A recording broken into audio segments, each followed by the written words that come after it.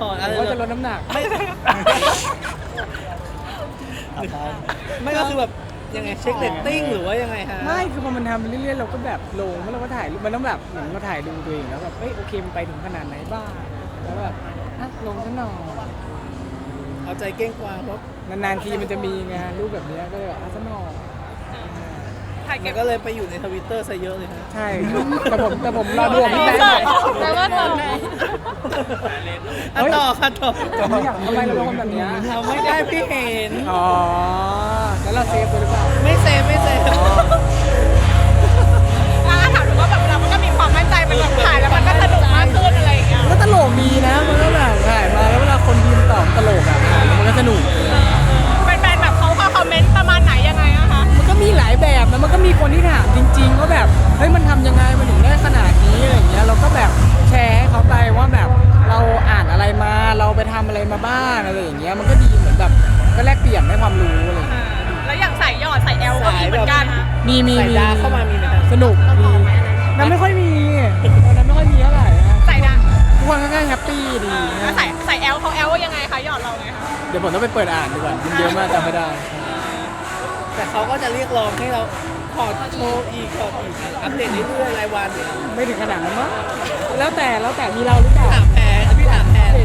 นั่นแหละพี่ก็ไม่อ่านของพี่อะพี่ก็เอาแอคหนุ่มเป็นเมนอยู่นะ ไหนบอกให้พี่ผมนะพี่ รอเลย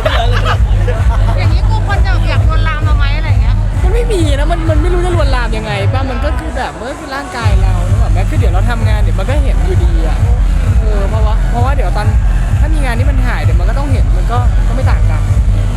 อย่างเราภูมิใจขนาดไหนแบบพอเราเหมือนแบบเราคลีนตัวเองเหมือนแบบถ่ายแล้วแบบเป็นแฟน เราแค่มองว่ามันเป็นเรื่อง transformation เหมือนเรารู้สึกว่าเฮ้ยเนี่ยขนาดเราทำได้เราว่าเราจูงใจให้คนอื่นสามารถมาออกกำลังกายได้ คนอื่นสามารถลดน้ำหนักได้แล้วแบบว่าขนาดเราคิดว่าเราเป็นคนขี้เกียจแล้วอ่ะยังยากแล้วเราทำได้เราเลยรู้สึกว่าพอทำมันมีคนที่เขาตั้งใจอยากจะทำตามจริงๆซึ่งมันก็ดีถือว่าก็ดีที่ทำ กับเรียกก่อนเลยมีโปรเจกต์กะแบบถ่ายแบบไปเลยไหม ไม่ครับ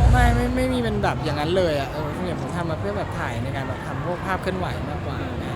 งานภาพยนตร์งานซีรีส์มากกว่า มีติดต่อมาไหมคะพวกถ่ายแบบ ไม่มีครับไม่มีใช่ไม่ค่อยได้ถ่ายหนังสือเท่าไหร่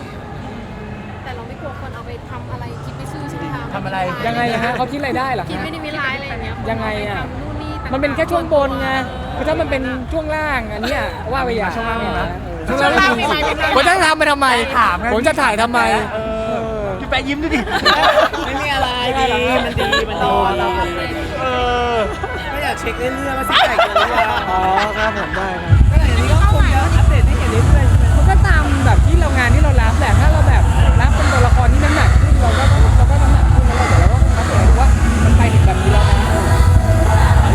อย่างนี้เพียงพอยังหรือว่าจะต้องลดอีกไหมอะไรเงี้ย ยังไปอีกนะยังได้อีกเรื่อยๆเพราะว่ามันก็ยังมีเวลาในช่วงการถ่ายทำก่อนถ่ายทำอยู่สักประมาณเกือบครึ่งปีแล้วมั้งเรื่อยไปเรื่อยๆตามแบบตัวละครที่เราดีไซน์กันไป อยากลงสักกี่โลอ่ะ อีก5 5 โล โล